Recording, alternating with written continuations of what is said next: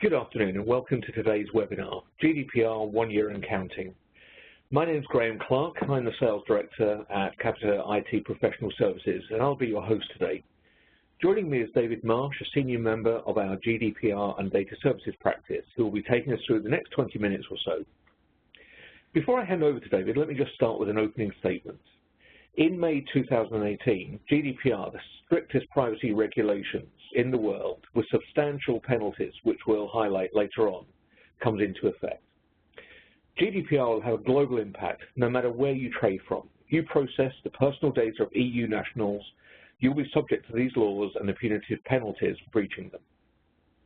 Here we'll be talking you through the issues and challenges and giving you a prescriptive roadmap for your compliance journey based on our experience inside Capita and also our engagements with a number of clients. So let's begin. David, over to you. Thanks a lot, Graham. To give us some structure today, I intend to walk you through the following 4 areas, which we're going to briefly cover in order to share with you our perspective and approach to GDPR, not only for ourselves, but also our clients in creating a roadmap towards GDPR compliance. And if you have any questions, please post them, and Graham, I'm sure, will delight in posing those questions to me. So, our objectives are not specifically to educate you on GDPR. I'm assuming that most, if not all, of the attendees today have some knowledge of the legislation, or at least the main areas such as consent, right to be forgotten, right to rectification, retention, and lawful processing, etc. But let's start on the intent, purpose, and general theme of this new legislation. Elizabeth Denholm, the UK ICO Commissioner, tends to start her public engagements with the statement you can see on the screen. She emphasises this is about you understanding and being able to demonstrate a culture of privacy and the creation of a framework of behaviour that mitigates the risk of some form of material impact towards the people you serve, employ, or regard as customers, and the data you subsequently hold about those individuals. And let's remember, in the context of this new regulation, this is not your personal data. Please note, the extended definition of personal data that embraces and reflects the digital world we live in also. And let me reiterate one important aspect here. You are a custodian of that data, and the data subject is giving you permission to hold their data, and they have new powers to withdraw that consent in some circumstances. And if you don't abide by these new regulations, if you cannot demonstrate a conformity and framework as outlined by Elizabeth, there are a few big sticks coming your way in terms of audits, significant fines that dwarf anything we have seen under existing legislation. And specifically, there is a new obligation, breach notification, and the majority of breaches at the moment are never reported to the ICA under the current DPA framework. And failure to do so means you could incur additional fines on top of the 20 million euros or 4% of global turnover that we've indicated here today. Okay, David. So how does this differ to the current Data Protection Act and the action and fines that relate to that? Okay. Well, let me just slip onto the next slide. Just to emphasize that this is not just a propaganda or piece of legislation with no teeth. Here I've shown an example of the current list of prosecutions that have been undertaken under the existing data protection framework. This list is published on the ICO website. It's in the public domain. It's out there. Anybody can go onto the ICO website and see that. And more recently, I've noticed it's becoming updated on a weekly basis, demonstrating the new focus and momentum building up within the ICO office. And as you look at the names, and perhaps more importantly, the reasons for prosecutions and fines are for the simple matter of the theft of an unencrypted laptop.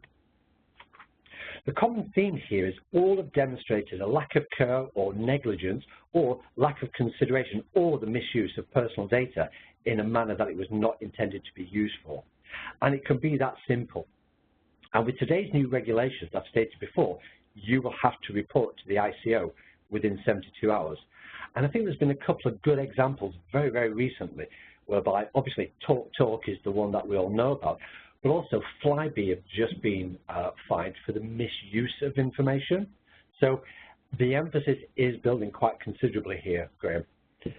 Okay, so thanks, David. It's obvious the ICO are taking this seriously, and it looks as though it's not just the financial penalties that companies need to be aware of, but also the reputational damage or reputational risk, because if the ICO are going to publish this information and it's open to anyone to see, then clearly there's a risk of loss of trust and so on.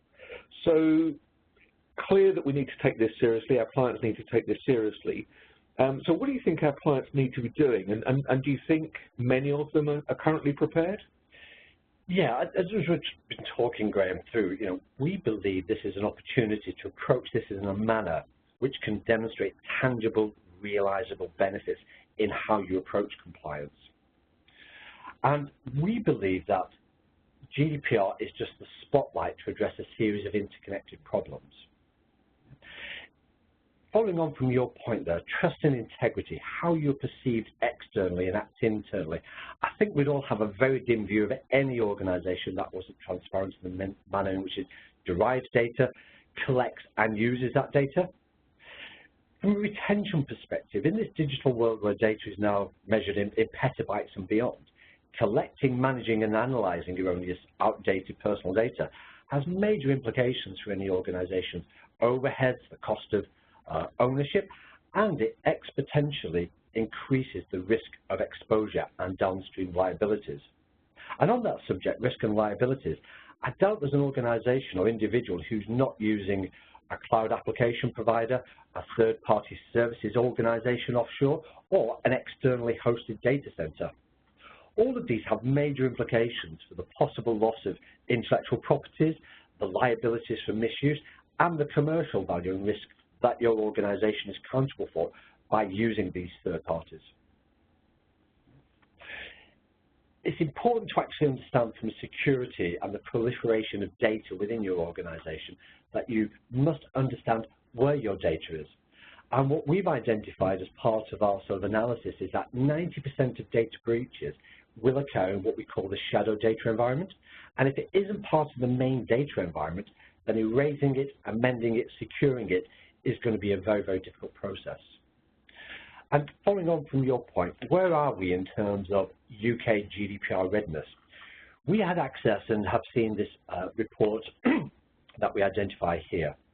And it's basically asking the question, are you a laggard or a leading edge component of the regulations? Well, surprisingly, and let me reiterate, this regulation was announced over 12 months ago.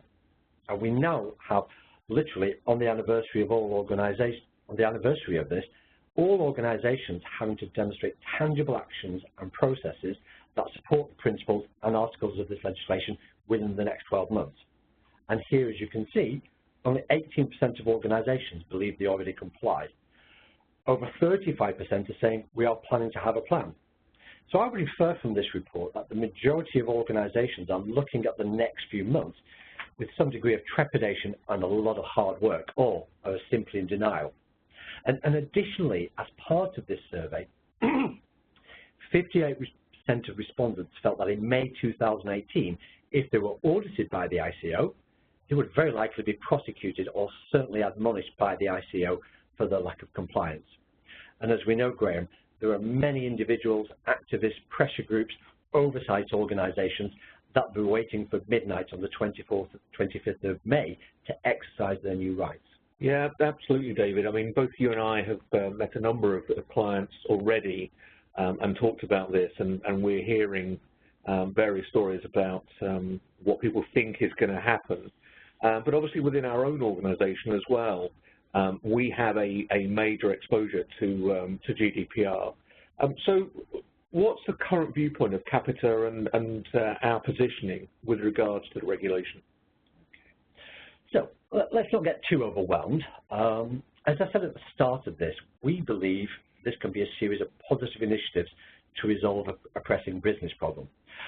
Following on from your point there, what I'm going to do is share how we at Capita are addressing this issue and why we are undertaking an approach to conformity in the manner that we would actually propose to the listeners today. First of all, let's put some context to this. Capita touches every household within the UK in some form or another, be that the collection of your TV licensing for over 26 million households, the provision of customer services through organisations such as O2, John Lewis, etc. There's hardly a division of Capita and its 75,000 employees that does not administer, have sight of, access to, or are responsible for the security and administration of personal data here in the UK. And managing personal data is at the heart of virtually everything we do, and consequently, so will GDPR. Okay, so David, this looks as though there's a major regulatory issue that I've got to deal with here. But is there more to it than that? We believe, and our approach is, this is not just a tactical knee-jerk. There's a solution-specific regulatory compliance quick fix, and we are actually approaching this as a data management problem that can be addressed with the correct application of methodologies and oversights as we're beginning to describe here in the slide. And for example, by focusing on governance, we start to demonstrate oversight, control, and the application of policy and structure within the organization relating to the use of personal data. And there is a very important point here within the context of this regulation. If it isn't written down, it didn't happen. That is an underlying premise of the GDPR regulations. Documentation and process and evidence of how you are applying these regulations to the context of your organization is going to be important. And if we actually understand the architecture, we begin to understand where the data is, where did it come from, where does it go, and subsequently we can then start to adopt technology solutions, apply structure, oversight, and accountability tools to the areas of control, security, and usage of data. By applying these data techniques against the GDPR requirements, just as we would any other business requirement, we can start to answer some of those fundamental questions we're asking ourselves. As I said before, if we can map the data, we know it has come from. We can therefore start to address the issues of consent. We can develop systems, controls, privacy data notices, repositories linked to that data.